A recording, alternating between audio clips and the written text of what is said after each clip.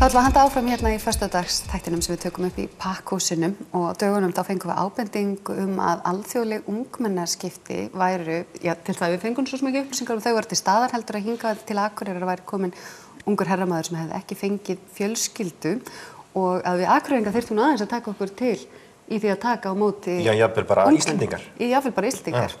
Og við eiginlega komum pínu fjöllum og ákváðum að það væri bara komin tími til þess að fræðast aðeins alþjóðleg ungmennaskipti almennt, hvað þau eru til hvers og af hverju ósköpunum við ættum að taka á móti fólki. Velkomin til okkar. Takk fyrir. Og kannski til þess að fara bara strax í það, þetta ekki au pair samtök, þetta heitir AUS og heitir alþjóðleg ungmennaskipti og snýst það að fara og gera sjálfboðlið í öðru landi. Við erum að senda sjálf fullt af fólki út og á móti eru fólk að koma hér til Íslands og í sjálfboðavinnu líka. Og við fengum þig til okkur vegna þess að þú hefur reynslu af þessum ungmennaskiptum. Segðu okkur aðeins kannski bara frá þinni reynslu. Já, ég fór sjálf fyrir tæpi 2 árum til Kólumbíu og bjó í Bogotá sem höfuðborg Kólumbíu og var að vinna þar sem sjálfboðaliði og bjó inn á fjölskyldu eða öllu heldur það var einstæð kona sem tók mig að og var líka með þýskan strák inn á sér.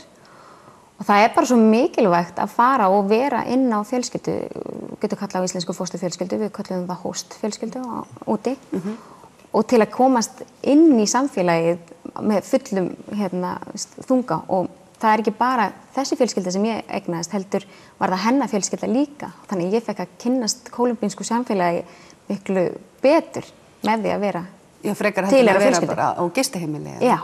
Þú kemur inn bara sem fjölskyldumeðlimur, þú hefur einhvern skyldum að gegna umfram það sem að fjölskyldumeðlimir gera.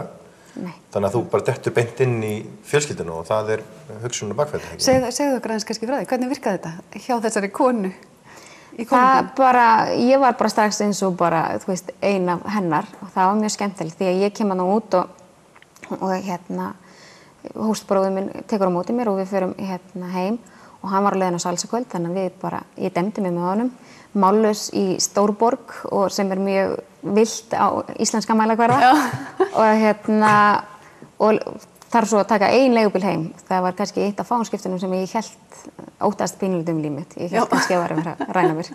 En engar síður, svo bara kem ég heim og hún tekur á móti mér og það var bara eins og við höfum þekkst mun lengur heldur en þessar 3 mínútur, þessar fyrstu 3 mínútur. Þannig að það var mikil gleði og slíkt. En ég ætla ekki að segja það, þau eru töluvert ólík okkur Suður-Ameríkanar. Hún var rosalega hlýð, það faðmlög og þið vitið þessi hlýja sem að færa hana slíkt. En á móti kemur myndi ég segja að Íslendingar hafa það ef þeir búin að efna ykkur, segja ykkur, lofa mann einhverju, þá efna þeir sín loforð. Þannig að allir hafa sín og kosti og alla. En það var æðislegt að kynnast þessu. Og við hvað varstu þá að starfa sem sjálfboðali? Ég var að vinna í einum af fátækustu hlutum Bogotá og það var svolítið gaman og líka einkennilegt að upplifa það. Ég bjó í efnari hluta borgarinnar, í norðurhluta borgarinnar og vann í suðurhluta borgarinnar sem nánast eins sunnarlega og getur farið. Þannig að tók mig 2 tíma í strætó að fara með samgöngum þangað og var að taka á móti börnum sem að búa við mikla fátækt eftir skóla og var að gera eitthvað uppbyggilegt með þeim. Ég var aðstöðu með heimalærdóm og bara vera uppbyggilegri í því.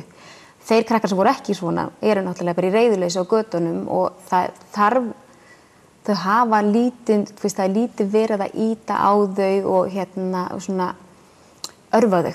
Þannig að þarna fengu þau vissa örfun og slíkt. Og hvað grættir þú á þessu sem manneskja? Ég grætti náttúrulega heilmikið á þessu. Ástandum fyrir maður fer út eru náttúrulega nokkrar. Mínar allavega og ég telur margra eru það náttúrulega, maður þyrstir í ævintýri og svo telur maður að maður hafa eitthvað til að gefa og síðan líka bara til að vera vísinni. Þannig að fer ég og sé hvernig stór hluti heimsins býr og með allt öðrum hætti heldur við mig venjast hérna á Íslandi og læri og sé það með mínum eigin augum hvað þessi krakkar eru hamingjusamir, skiljiði, og hvaðan undir á tamingunar raunverulega. Og þau ekki einu svona iPad? Þau ekki iPad.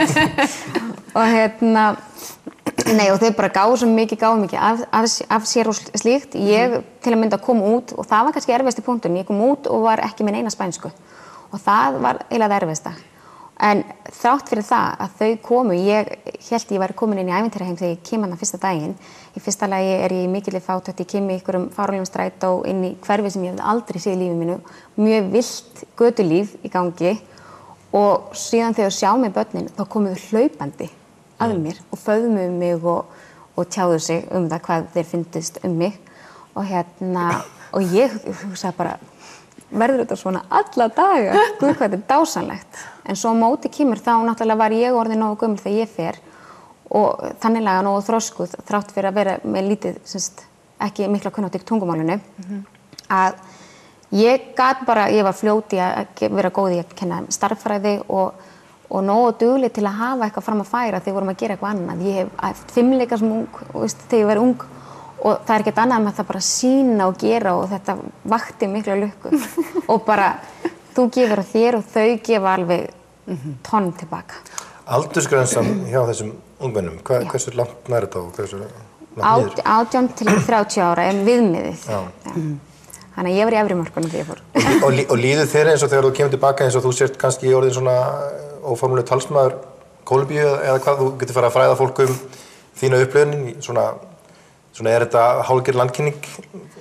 Já, það er það vissulega. Fólk var náttúrulega mjög spenntið við því bara af hverju valdir Kólumbíu og rosalega spenntið við því út af því að Kólumbía hefur löngum verið talið mjög hættulegt land sem það vissulega, ég er ekki að draga úr því að það sé hættulaust en það er búið að breytast rosalega mikið á síðastliðnum 10 árum og þetta er rosalega spennandi land til að sækja heim og menningin og bara landslagið og fólkið og bara allt saman. Þetta er rosalega gaman og höfðar mikið til mín í það minnsta.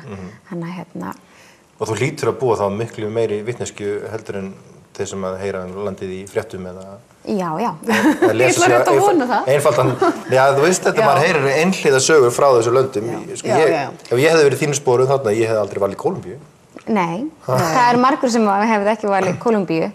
Og þú veist, ég veit að það er mikil spilling og það er náttúrulega annars konar spilling heldur en ég var mest áþreifanlega vör við það í samgöngum hvað væri mikil spilling út af því að þetta er stórborg, Bógotá og til og með það er ekki lestakerfi þar. Það var nýlega komið eitthvað 1 eða 2 ára gamalt strætókerfi sem virkar svipað á lestakerfi og það var algjör umbylting fyrir fólk. Og undan því voru svo kallar brúsettur sem er svolítið villtir strætóar eins og maður myndi kalla það og þá þarf það að þekkja borgina rosalega vel til að geta ferðast með þeim og mikil þrengsli og lítið af reglum og annað slíkt en þannig að það fann maður alveg áþreifanlega að peningarnir voru ekki að rata á rétta staði. Ég meina búið að standa til í allavega yfir 20 ára að gera lestakerfi í einum af stærstu borgum í heiminum. Ótrúlegt. Þið ekki eitthvað ástandi hérna á Íslandi, Birgir? Það er ekki ástandi hérna á Íslandi. Sko varandi krakkar sem vilja koma til Íslands. Hinga. Ég þekki það síður.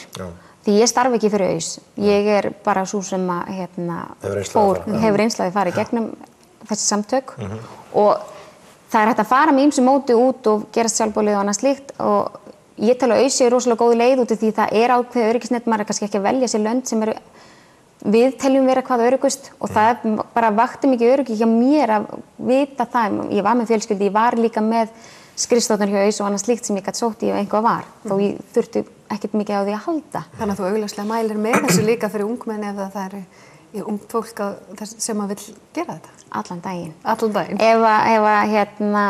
Ef það blundar í manni, ekki hika við það og aldrei að hugsa að ég er orðin og gamall eða búa til einhverja hindranir sem er ekki til staðar, bara drífa sig af stað.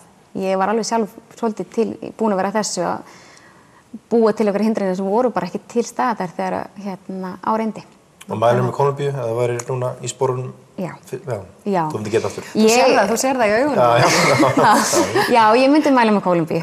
Ég hef bara heimsótt 2 lönd í Suður-Ameríku, Kólumbíu og svo valdi ég 1 landið viðbótar því þarna það ekki líka tækifæri að ferðast. Ég nýtti það þannig líka og fór til Perú sem er vissulega æðislegt land og virkilega fallegt.